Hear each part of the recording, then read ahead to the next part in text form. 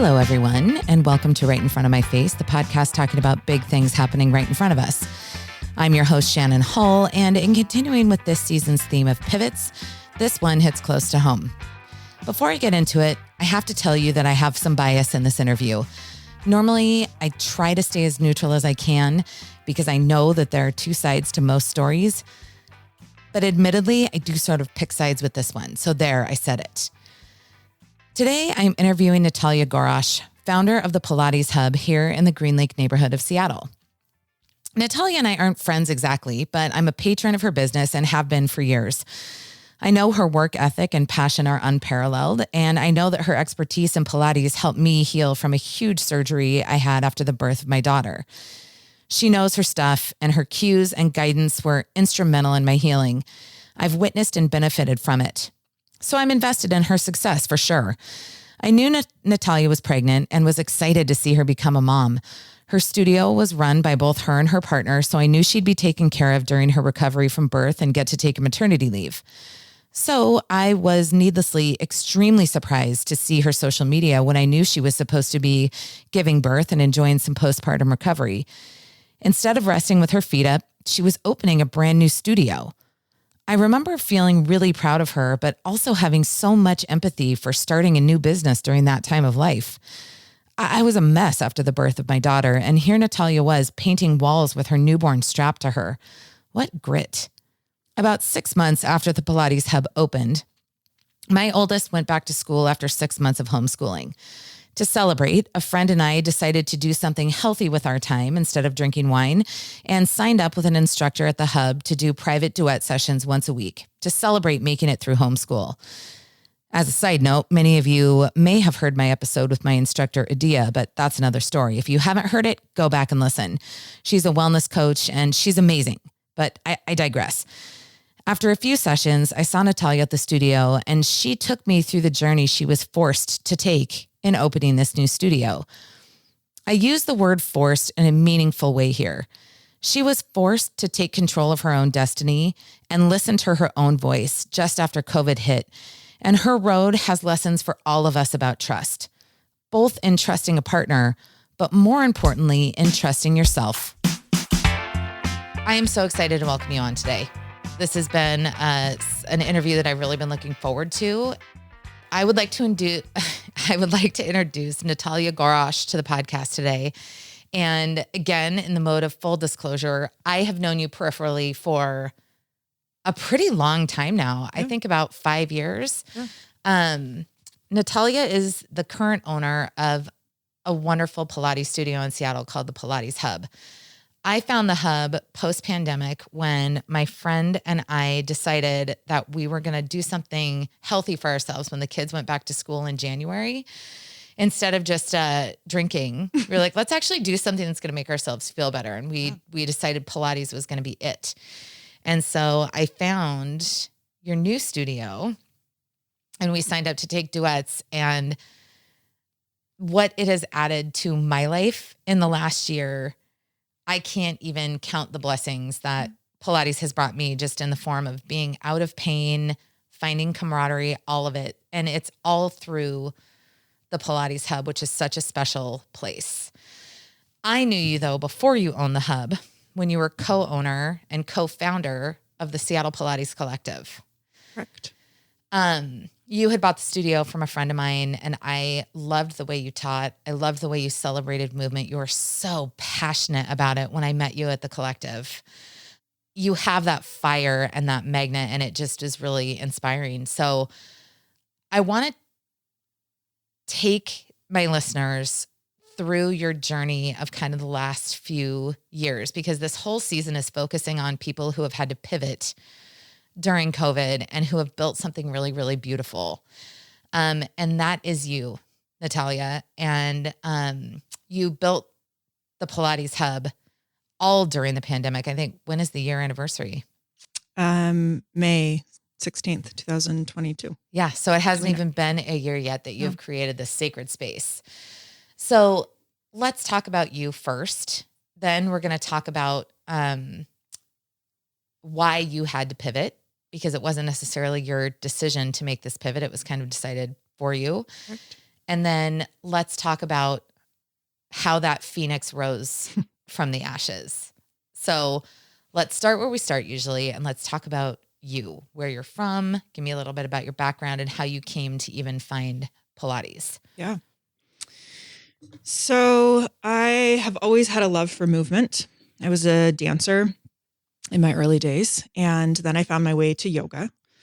And I've been teaching yoga for over 12 years, and that was amazing. And I felt like it really resonated with me, but it was missing something. And what it was missing was the science and the biomechanics behind movement. And I was fascinated with the Pilates equipment. And I just wanted to, I'm always like searching for more knowledge. And so I just wanted more information about the body and how we move.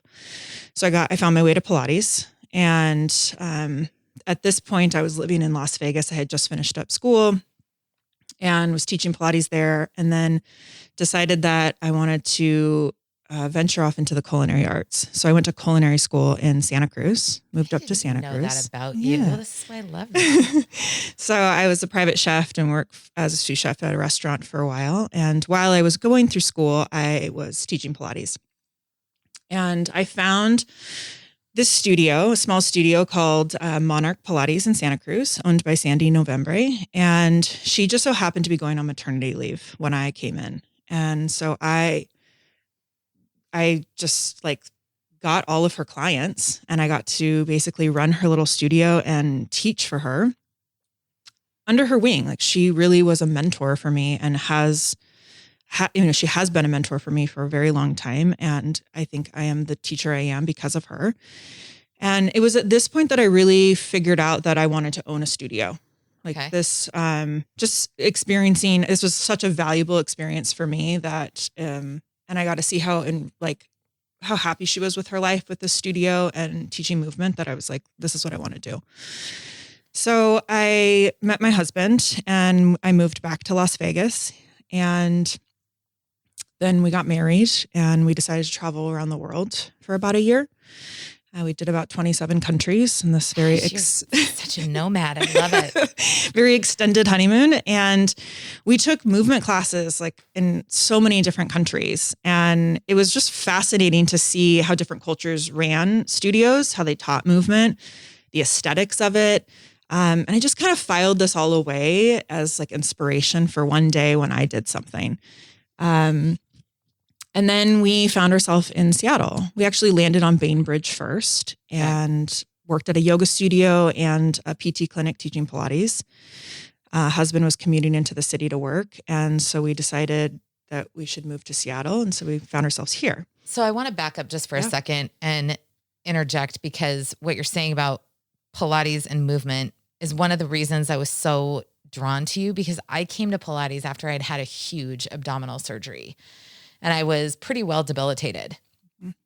And you and Vivian at that time were so kind and got me back to a place where I could walk without hunching over. And that was my first experience with Pilates. I didn't really understand how much injury rehab could happen with Pilates. Yeah. I felt like this is kind of the pivot from yoga to Pilates for me, is when I was teaching yoga, I had a lot of information just because I was constantly educating myself, but I didn't have the tools to be able to actually help people or, be with them through whatever rehabbing situation that they were going through. And I just didn't feel like I didn't feel like I was educated enough. So that's why I went into Pilates, was to really get more information on how I could actually help somebody feel better in their body. And, a lot of it was, I feel like there's this piece when you're injured that we label, we start becoming who our diagnosis is, whatever that may be. And I wanted to let people know that it was like safe for them to move. So even though there is some sort of injury in the body, it's like, let's not focus on what we can't do, but let's focus on what we can do. That attitude. So I kind of want to dispel some myths about Pilates also, because I'm super passionate about it. And And most of you that know me know that I do not have a dancer's body. And I feel like that is one really great myth about Pilates is that it's something, you have to be tall and skinny to do. Yeah. And one thing that I love the absolute most about your studio is the mural that you have painted on that wall that says all bodies are good bodies. Yeah. Pilates is for everyone. But as I said, I found it during injury rehab when I literally could not move. And you figured out ways to make movement possible and incremental growth and incremental strength building. It was slight, but it happened. Mm-hmm. And I just, for anybody out there that's curious about Pilates, it is not about ballet moves. It is not about, it is, it's sort of about all of those things, but it is about figuring out a better, stronger way to move. And that's it. Yeah. If you have a body, then you have a Pilates body. Let's do it, Yeah. I want, with that mural, the inspiration behind that is like, no matter your skin color, your pronouns, your experience level, your age, your body composition, like it's just a movement modality. And I feel like the equipment is very intimidating, and it can be. It's also a really bright room. You're not in a dark yoga studio or a cycle studio where you can kind of hide. You're like out in the open. And I feel like a lot of times people are nervous about that.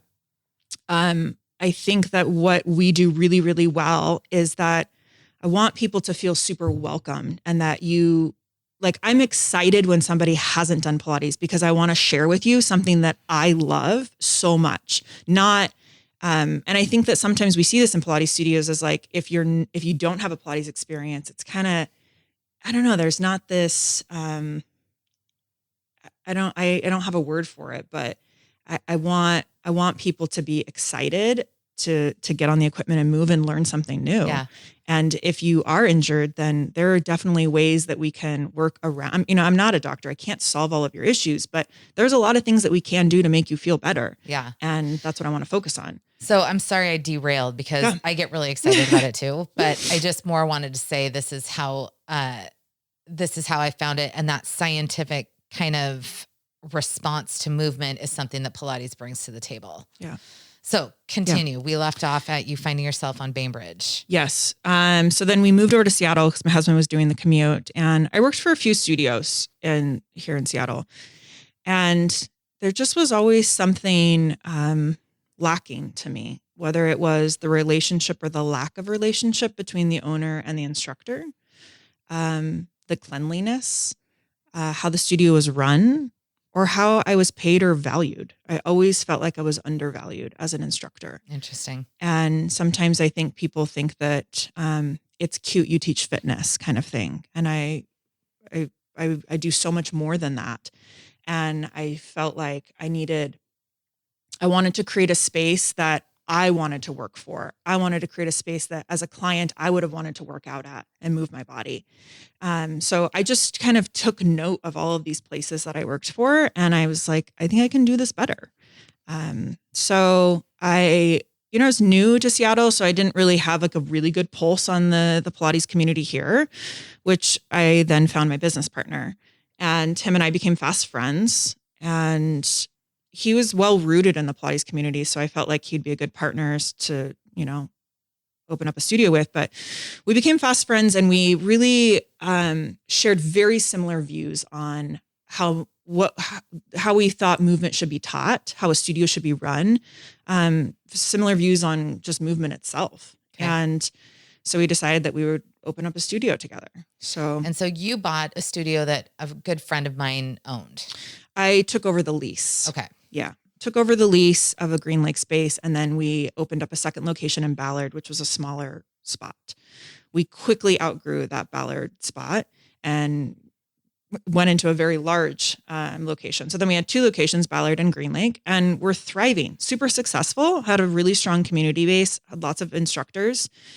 And then I guess you could say like I hit a really rough patch. I suffered from a miscarriage pretty late in the game, which just rocked my world. Yeah. And Ballard got robbed. We had some people come in and cut 40 feet of copper pipe, and then come back the next day and rob, they took all of our electronics and our merchandise. And Which for a small business owner is debilitating. Yes. And it was like right at the same time that this pandemic decided to show up.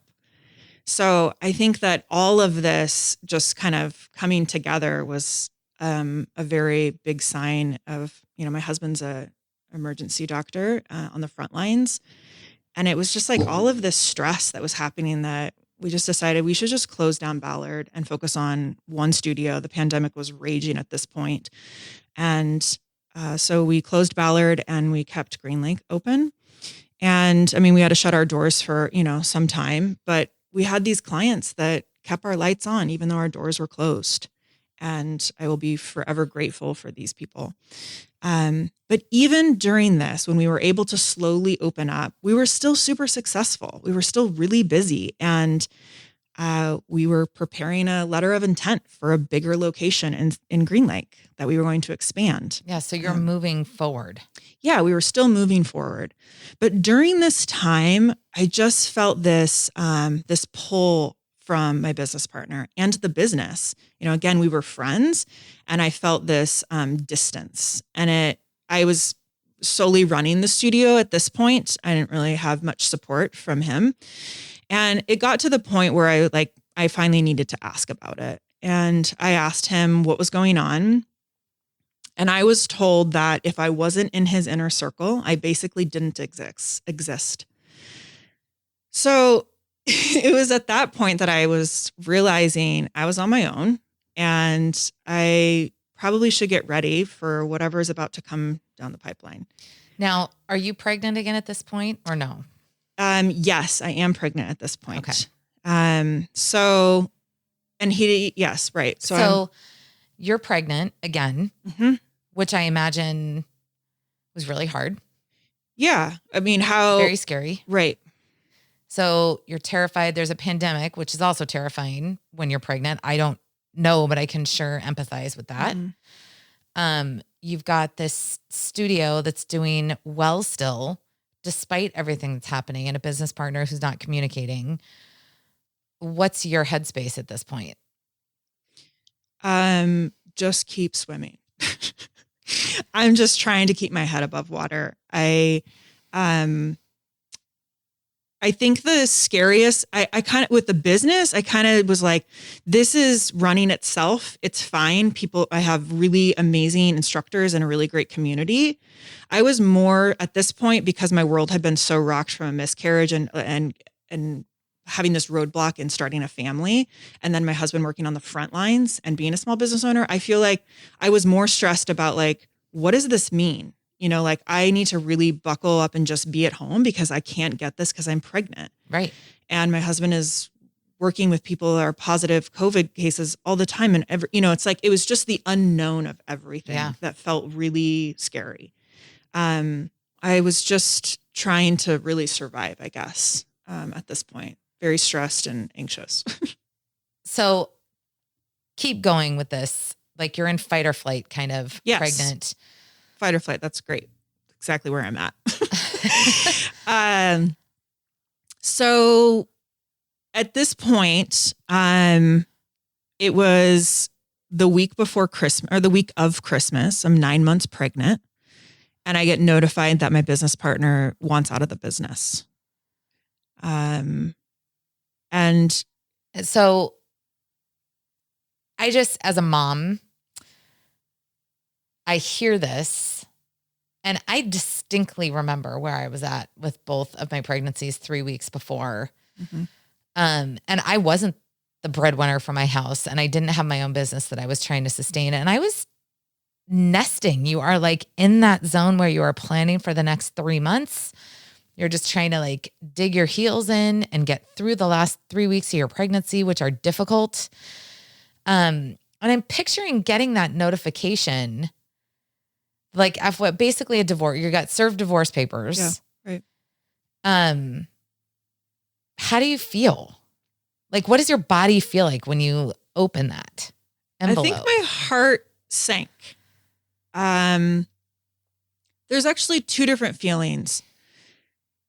The initial shock was super hard because at this point I'm in survival mode of me and my baby. Like, I don't need any external stress. Like Right. I want to make it to my 40 weeks. I want everything to be smooth process, and I don't need this external stress, which brings me to the point that it's really hard for me to not think that this was deliberate on the time frame when I was at my most vulnerable state.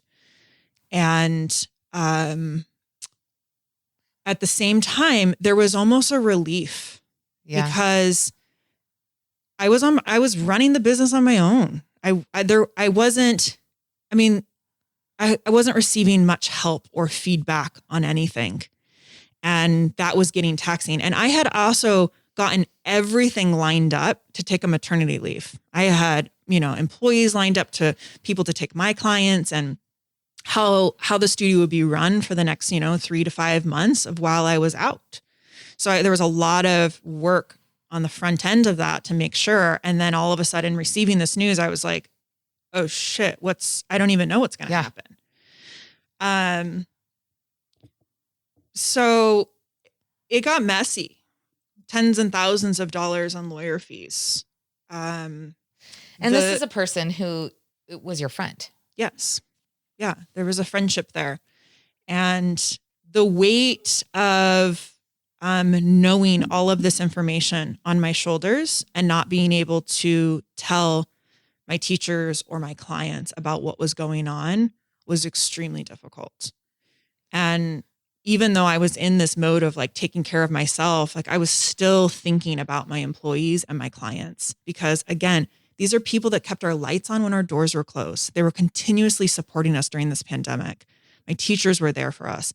So it was a lot of guilt that I felt, knowing kind of what was going to happen, and that there wasn't an opportunity for me to continue teaching in this capacity. Like this chapter was closing in this book. We were moving on to a new book. So, I think once I wrapped my head around it, I'm like a get shit done kind of gal. And it was go time. And I also was up against like, I want to get this done and wrapped up before I have a baby. And you have 3 weeks. Yeah, which is impossible to do. I mean, it's just not going to happen, especially once lawyers are involved. So there was, once him and his lawyer got wind that I was going to pivot and open up another studio, the pettiness was comical looking back at it now. There was a lot of mansplaining that I wasn't going to be able to do this on my own. It was going to be financially too difficult. Which is funny because that actually fuels me more by rage. I'm like, that I can relate to. Right. I'm a super passionate person. And I was just like, nobody's going to tell me no. I'm going to do this and I'm going to do it. I'm going to do it great. So again, I'm just trying to go through the timeline here. So you gave birth, right? So then, had you given birth yet? Yeah. Were you sitting there being told you can't do this as you're birthing a human being? Correct. See, right there, those two things do not go together. No. Like, don't you dare tell a woman who has just had a baby that there is something she cannot do. I just created a human. Yeah. Like, don't tell us there's something we cannot do after we have had a child. Yeah. We all know better. Yeah. We all know better. Yeah. I became mama bear at that point where I was like, my brain shifted and my priorities shifted. At this point, it was like, okay, let's be done with this. Like, let's wrap it up. I'm ready to move on because like, I don't need this. And I have a little girl that I need to show how to like persevere and, Yeah. I mean, when you are holding that little girl in your arms, there is nothing that will fuel a mom more. Yeah. Than being accountable to that child. Yeah. I also feel like, there was a piece of like being robbed of that like peaceful time. And my lawyer, she's a wonderful woman and she definitely helped me have like a little bit of time of uninterrupted time from her and emails and stuff. But, like that's such a beautiful time for a woman and for a family that I didn't want to worry about that. And it was, and it wasn't your plan to worry about that. Yeah. I mean, I think like like having that rug yanked out from under you 3 weeks before you give birth, where you have actually planned 3 months of celebrating, being able to start nursing, being able to heal, all of those things, that rug gets pulled out, and that's brutal. Mm-hmm. Yeah. Yeah. So probably wasn't, looking back, would it have been easier to just close the door and be done with this chapter of my life? 100%. But I couldn't, and I wouldn't for my teachers and for my clients. Like, I had spent 3.5 years building this clientele that trusted me and found, like, found the joy of movement. And I had these employees that counted on me during a pandemic, and I could not turn my back on any of that. So I decided that I was going to pivot and open up my own studio. And so from the day that I closed SPC to the day that I opened the Pilates Hub was 30 days. I did not realize it was that fast. Yeah. And I was a build out and all of a new space. And like, I was still hit with roadblocks when I talk about the pettiness that. And you had how old was your baby? 1 month? Yeah. 3 weeks. Yeah. I was like doing this during this time. So, like the things that were put into place, like I had to rent a photography studio that had the same essence and look to what I was about to create, so that I could take photographs of my instructors in a space, because I didn't have equipment. I didn't have the build out wasn't done yet. It wasn't going to be done until like weeks before we opened.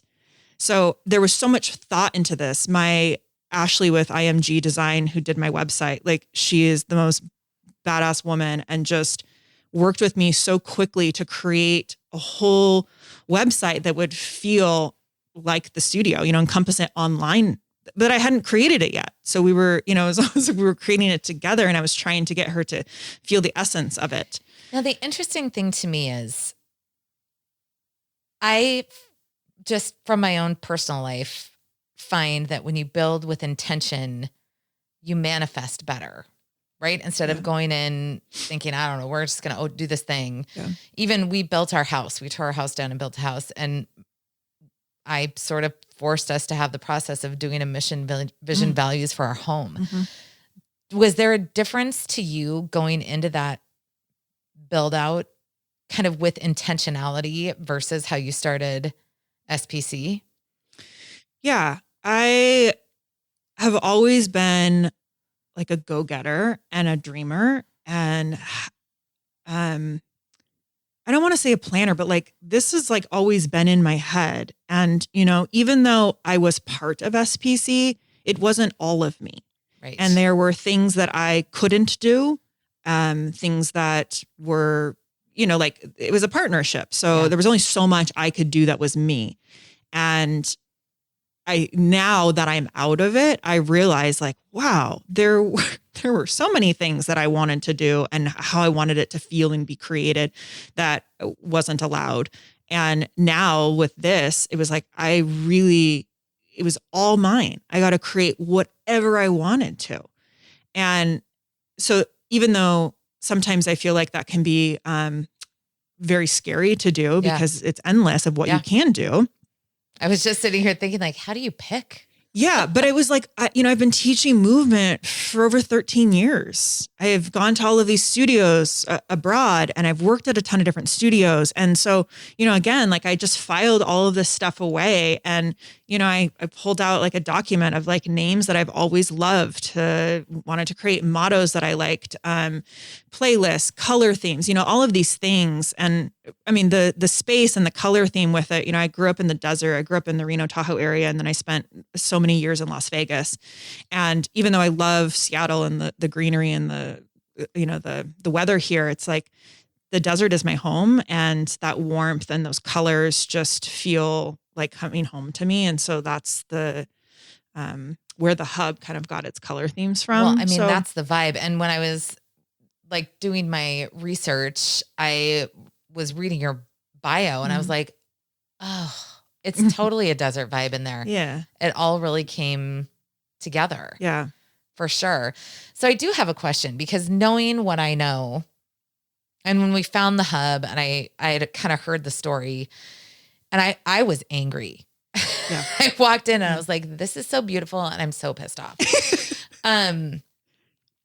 But I clicked around your website, which is stunning, by the way. Thank you. And your bio is amazing, right? But when you click on our story, it's nice. And it talks about your lifelong, I'm reading it. The lifelong passion is to create an inclusive movement community where everybody can find the joy in its evolution, which, by the way, has been created. But there's a huge part of the story of the creation that gets left out. Now, it's not the whole story, because what I think the story is your grit and your determination.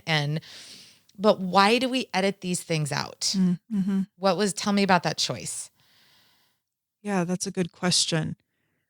I didn't, because I think I kind of understand why, because this is a whole other thing. Mm-hmm. But I guess maybe I should reframe the question.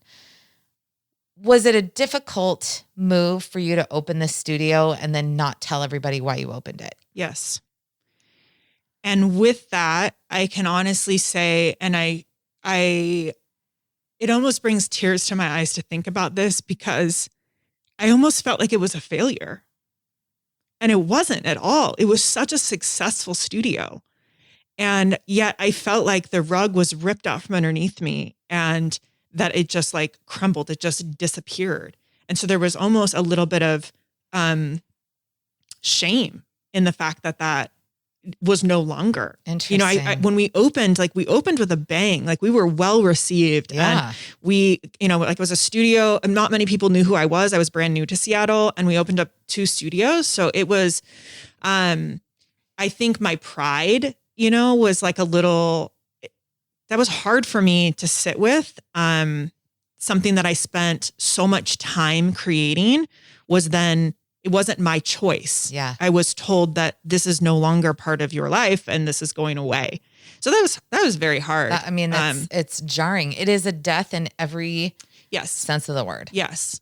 And I felt like there's almost too much of it to even like say. And I feel like I'm getting to the point now where I realize, like, I shouldn't be, I should celebrate the fact that I ran a very successful studio for 3.5 years, and shit happens, and I pivoted, and I opened up something else, right? By yourself. Yeah.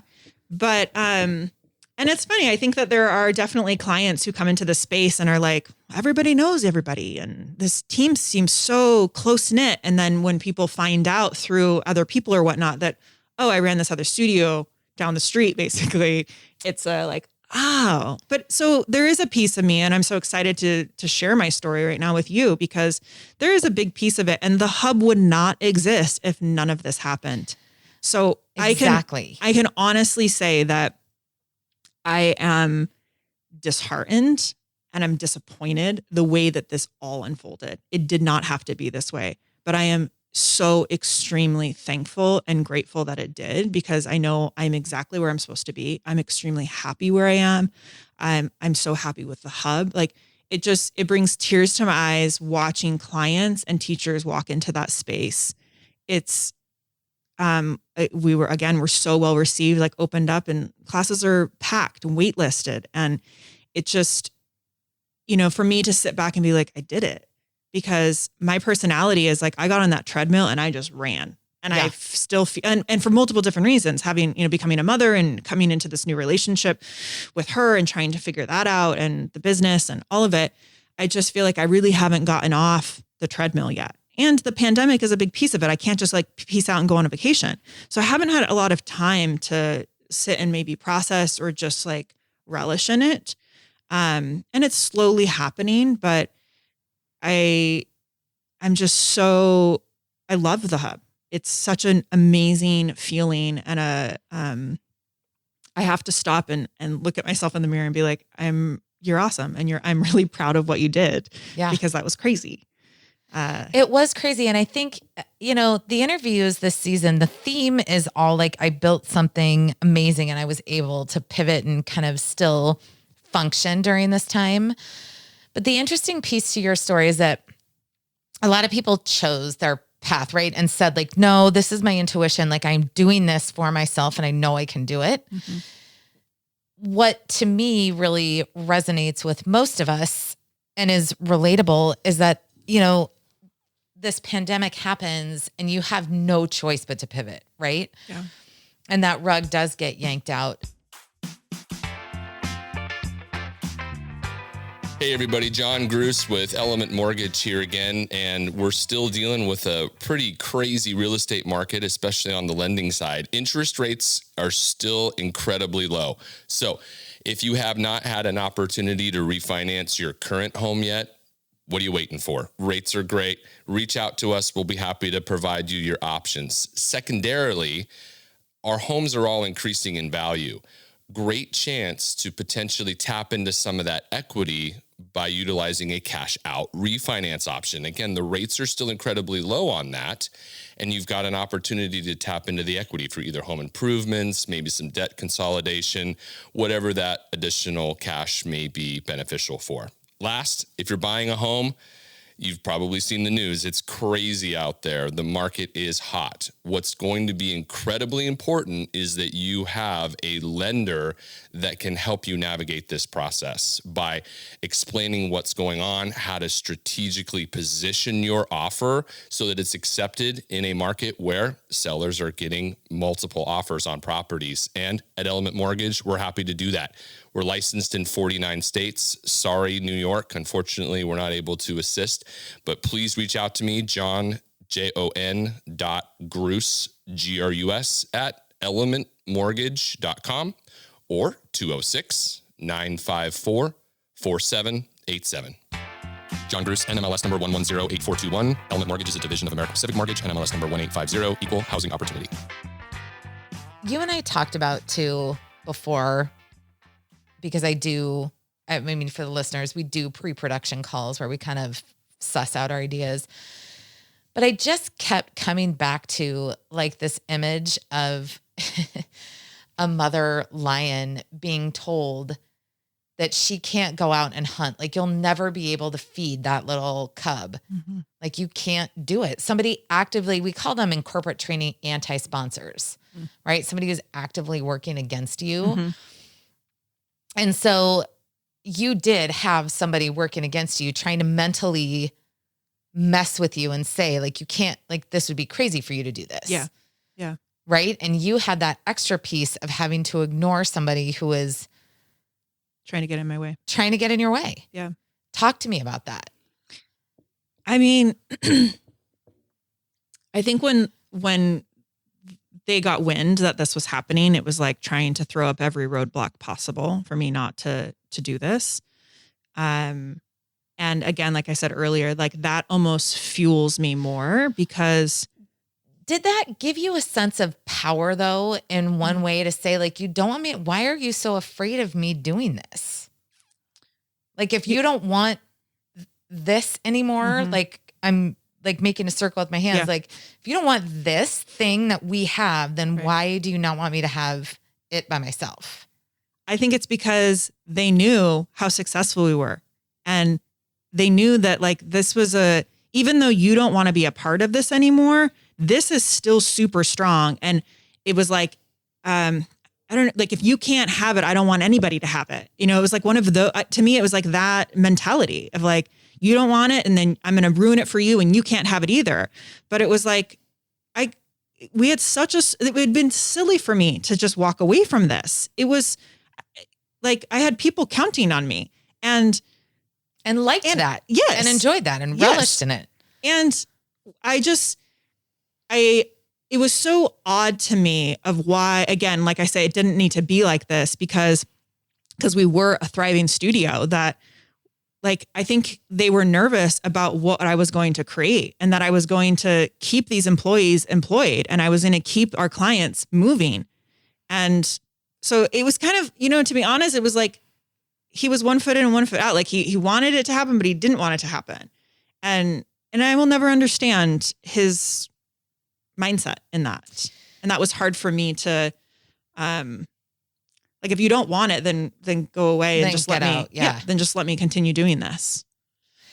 It's an interesting thing because, we've had the pandemic, we've had Black Lives Matter, which are all such significant social movements, but we have also had Me Too now, where you have this, I don't know, I can only speak for myself, validation of experience, right? Like all women out there have been oogled, have been told they shouldn't do something. We've all experienced that, but you're experiencing it with a backdrop of all of this other stuff.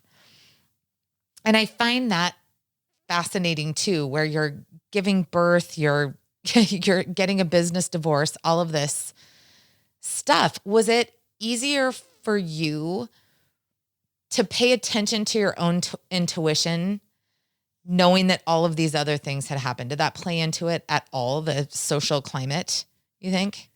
Yeah.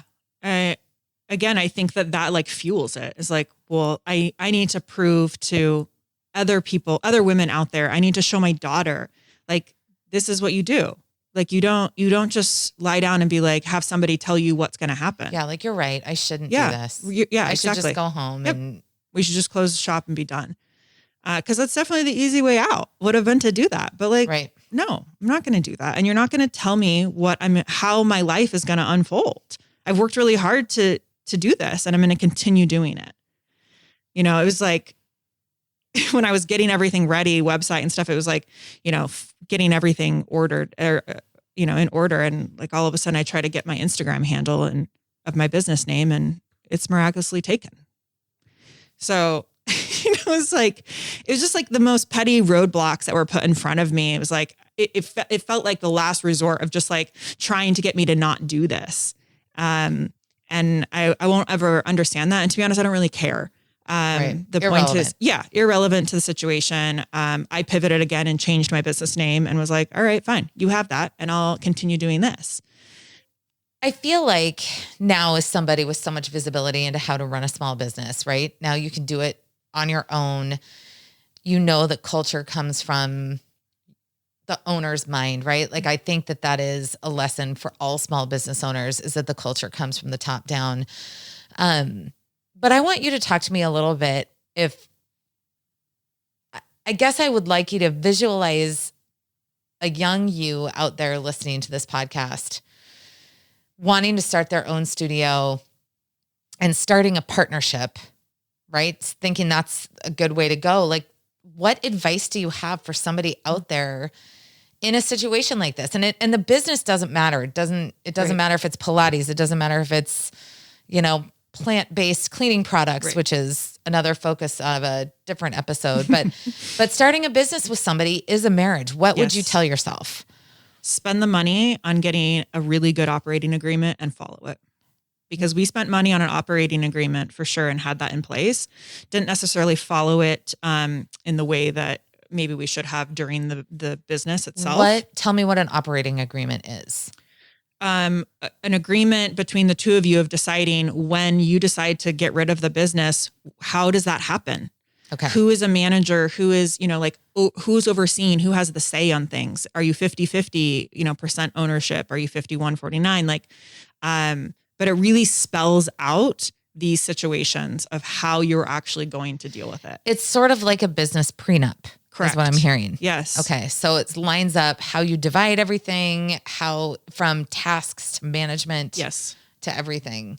So do people have those now? Do business owners that you talk to have those? Yeah, I think for the most part people do. I think there are definitely some people who, here's the thing, and I think this is the same for marriage. When you get together, you never plan on getting divorced. No. You never plan on the business relationship not working out. No, that's why people don't get prenups, because you're like, well, I'm not going in it to get divorced. Yeah, you don't think that way. Right. No.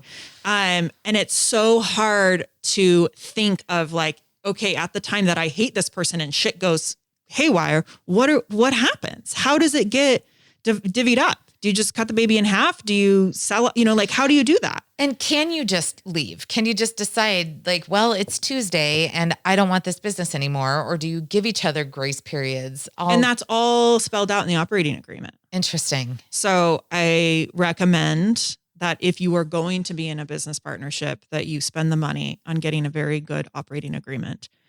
I also would advise, if anybody is questioning whether they should do something on their own, do it. You are capable. You create a circle around you of support that you have any questions, like you have somebody to go to. Find a mentor, probably somebody in your field, but it doesn't necessarily have to be somebody in your field. Find other studio owners or other instructors that you can collaborate with and talk to about. Is create a support system. If you don't necessarily have it in your immediate family.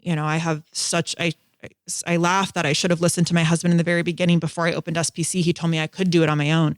And I questioned myself. I wanted to have somebody else that was more rooted in the Pilates community here in Seattle, and, doubted myself, which that's a lifelong process of figuring out how to trust your intuition. Like you and I talked about, becoming a mother is really, and to be honest, I think that I would be better at that now. I think I would trust myself and know that I am very capable. But things we wish we would have known in our early 20s. Yes. I mean, that's the thing, is like, this is the beauty of getting older. Yeah. And unfortunately you have to go through shit like this to really get that view on life.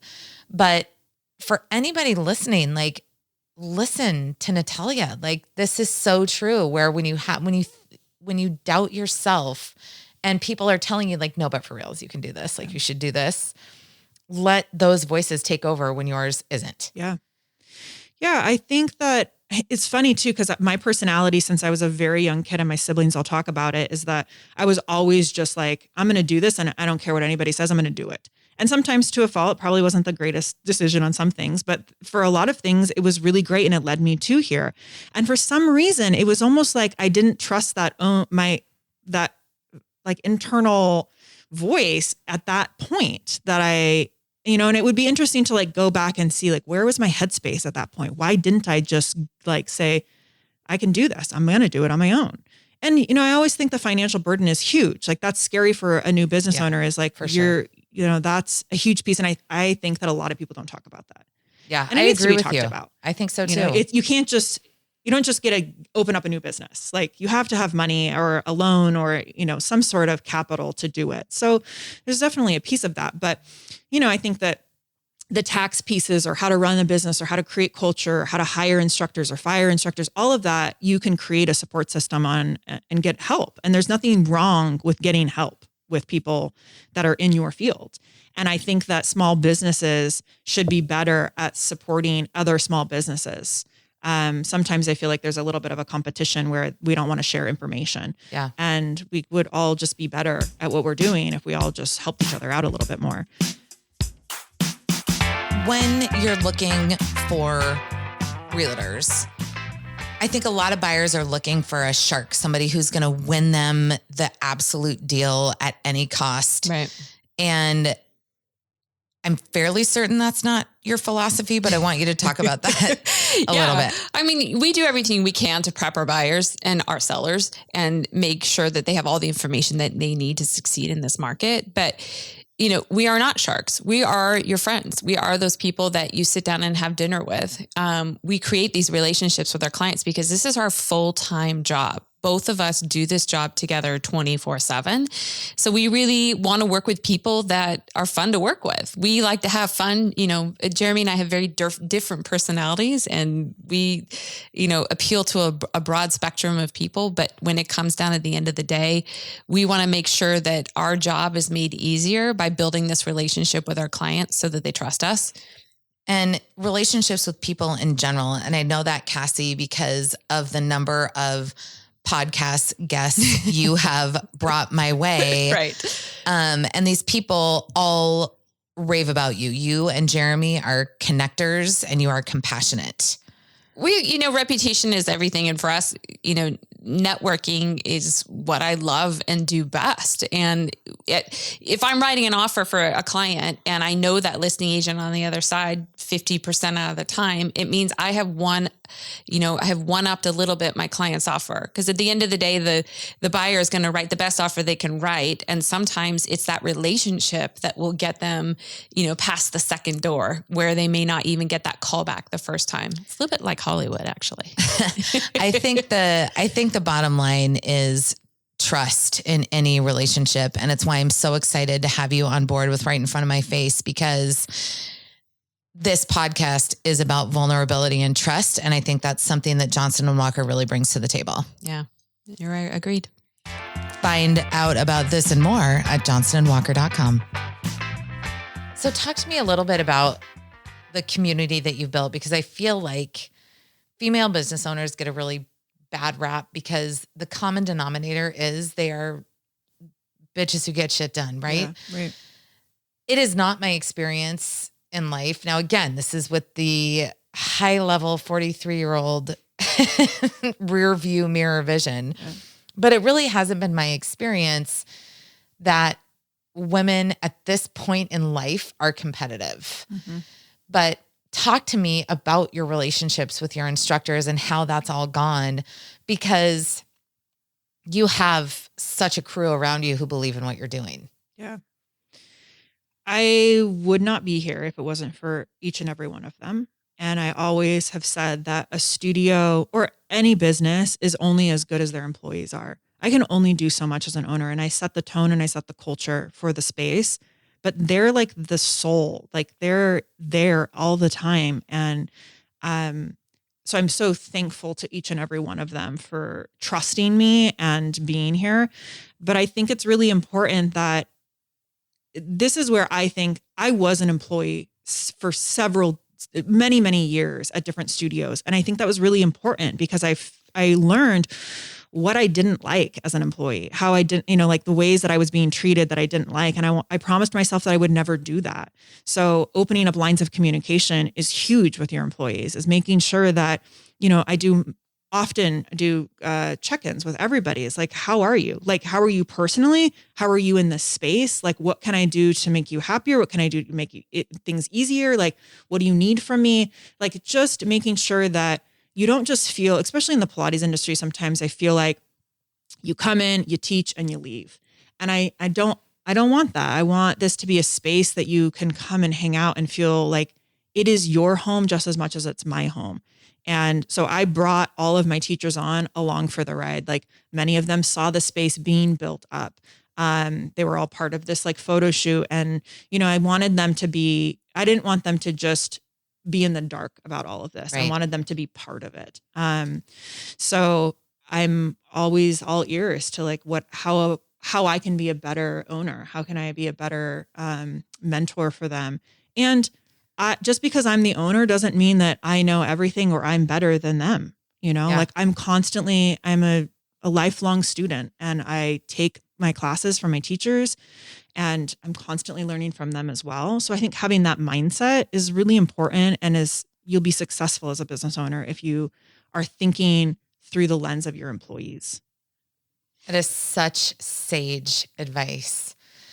I just cannot thank you enough for your time. I really, I've told you from the beginning that I carry so much of we don't know each other that well, but my hope is that any mom, any partner who is considering making this leap can hear this episode and get some confidence. Like, you are such an example of grit and just raw determination, saying, I am going to continue doing this thing that I love no matter what. Yeah. Thank you. I appreciate that. And I just, I am available to anybody. Should anybody want to talk about it? It's like, I love doing this, and to be able to just have your ideas bounced off of each other, is super nice. And just, women backing each other up. This is kind of a funny little story about Sarah Robbins, who did my murals in my space, who is such a talented Seattle artist. And she came in and did both my big murals. And then the day before I opened, the graphic was going up of my logo behind my desk. And it was bubbling and crooked and just like, it was not working. And I was like, it was a a male who was putting it up. And I was just like, oh my God, this is just not, I can't do this. And I like called her up the day before I opened, and I knew that she was so busy and she was in between jobs. And she was like, I'll come out and I'll paint it on your wall. And she came out that night and painted it up on my wall. And it was like, she saved me. And she was just such a, it was like such a joy to work with another woman who just like owned her shit and was so good at it. And I surrounded myself with that. You know, one of my oldest sister who came out the week that I opened and helped me get everything up and running. And we would do these late, you know, I would lay my daughter down and my husband was there watching her, and we'd go to the studio and work from like 9 p.m. to 3 a.m, getting everything up and running, so that I could open up my doors. And I was home feeding and she was helping me at the studio. And my other sister, who's a photographer, you know, getting all my photos up and running on the website. And just like surrounding yourself with like badass women who are talented and can continue to like cheer you on, I think is very important. And the listeners will hear this theme resonate throughout. And, you know, look, I love men. I think they're all really nice.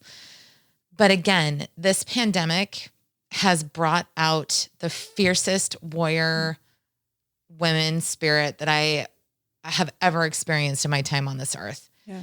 And the one common denominator really has been finding those people that are going to be with you. Like, we don't all hate each other. Yeah. We want to lift each other up. There are those people, again, to my younger self, I would say, like, have faith in the women around you because they will be there for you no matter what. You got to lean on each other. If there is a pandemic, there will be moms that you talk to every day on the phone during homeschool. There, you know, that is the thing. And to listen and to be able to receive it. I think that's the other piece too. Like, asking for help is one of the hardest things for a lot of us to do. Yeah. But when you put yourself in the place of having full confidence in knowing what you're doing will work, it seems like that becomes a little bit easier. Do you think that's true? Yeah. And to be honest, I think it was becoming a mom. I think that really came out of me once I had my daughter. I felt like I was like instantly in this circle of other moms. Like, I see you, I see how hard you're working and you're killing it. And I just, not to people who don't have kids, but I felt like I was indoctrined into this woman tribe that was just so supportive and amazing. And maybe I didn't let myself feel that. I don't know. Or I didn't tap into it, but I really feel like becoming a mom really allowed me to trust myself and trust others around me and lean on other women. Which is so, it's interesting to me that this business breakup kind of happened with a man, but being able to move on from that and still trust other people is a pretty significant leap to make, you know, in the 2 days you had between giving birth and needing to open your new business. Right. Well, I feel so much pride from the outside looking in when I get to work out in your home. And I love it. I love it so much. It's been, I don't know if I've ever consistently worked out at one studio. It'll be a year for me in January. Oh my God, probably next week is my year anniversary at the Hub. So I go there every week. And like I said, when I reached out to you, it is a space where I have kind of come back into a version of myself that I forgot about. And I found Adia, she has been on this podcast, but she is my instructor, my coach, my friend. And it has brought my friend and I that work out there so close. So you have created something that has added so much joy to my life. And I am only one of many who are going to have this experience coming into your studio. So from death comes birth, like in the most literal sense for you. Yeah. And I hope that there will come a point for you where you can sit and relish in that. But just from somebody who has been the recipient of your grit and resilience, I am forever grateful.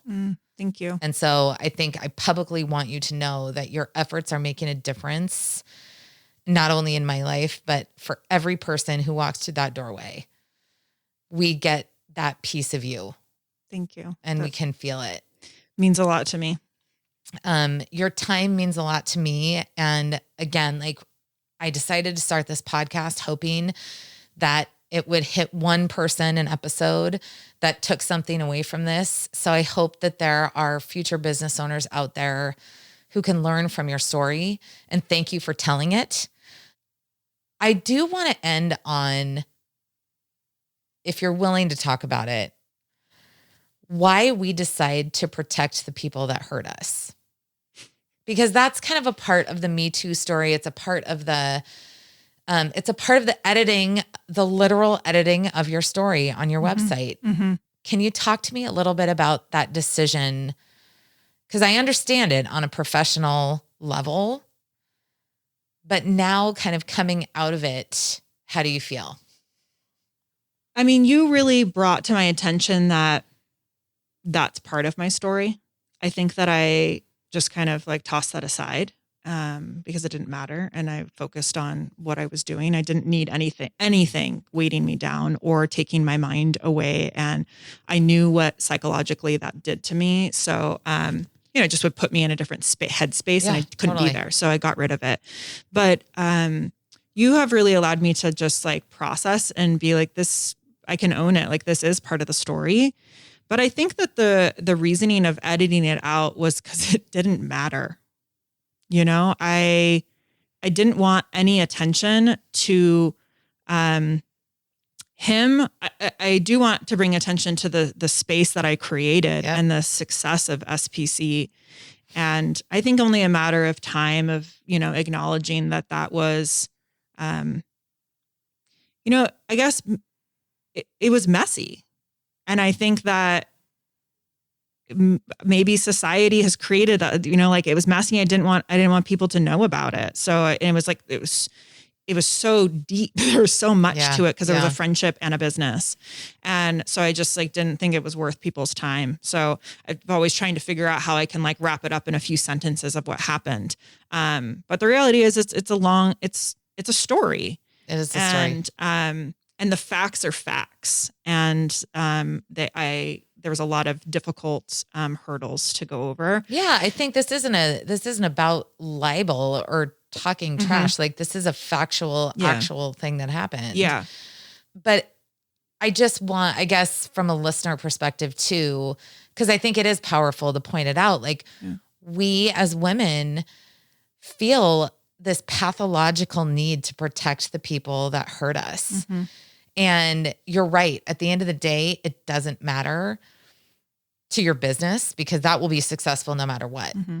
But from a mental perspective, I think it's more of a rhetorical question to say, why do we do this to ourselves? Like, why do we feel like we can't talk about these things that happen to us?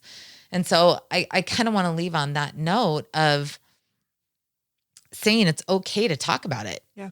It certainly doesn't define your new space. It certainly doesn't take anything away from it either, because it is a joyful place that would never have happened without this one awful thing. Right. And so for me, again, like I'm super happy that it happened. Yeah. I am sorry about the timing. I can't imagine what you went through, but what it will contribute to the world at large is so much. Yeah. Yeah. I'm so happy it happened. And I am forever grateful for everybody who supported it and continue to support it. And I'm so excited to watch it continue to thrive. And I think that this will, has allowed me to like acknowledge that that's exactly what I was doing, was protecting somebody who hurt me. And like I said, facts are facts, and this is part of the story, and this is why the hub exists. And there's nothing wrong with that. No. And within it, it's beautiful in its own way. So, to be more open and acknowledging how I got here. Well, I'm just so proud of you. And I'm sorry for everybody that's listening outside of Seattle, for all the listeners in France and Spain.